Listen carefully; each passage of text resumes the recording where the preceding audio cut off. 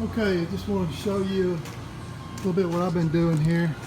I just cut out cow tank, with my cutting wheel, cut it all the way out. When I was left with just a lip, and then so then I can work each little section and drill them. Of course, I'm using the spot weld cutters and a little 1/8 inch drill bit. Cut your little center hole. And I'm trying to keep from going all the way through the metal, to try to preserve the metal. So I've done pretty good so far on it. And this little something I learned too, I want to show you on these spot weld drills. If you got a bunch of these little replaceable ends, and in the past I couldn't never get them off.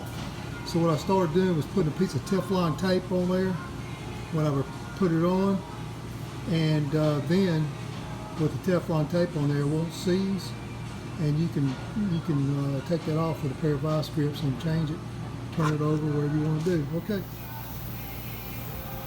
Okay guys, got the cowl out and got all the flange out that I worked on.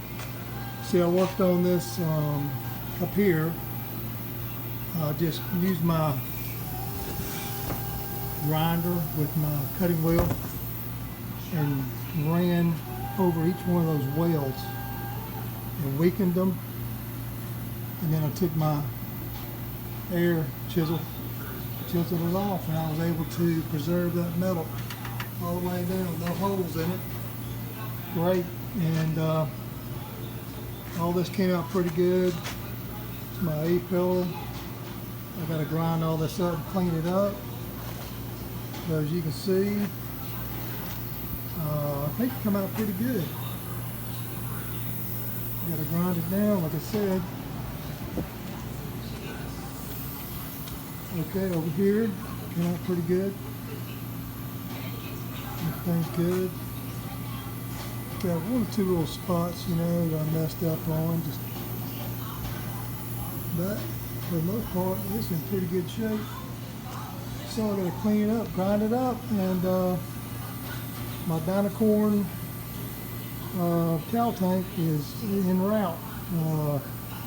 It's being shipped now, so I got a few days to clean this up and everything, and we're going to be putting it together pretty soon. Okay, cheers.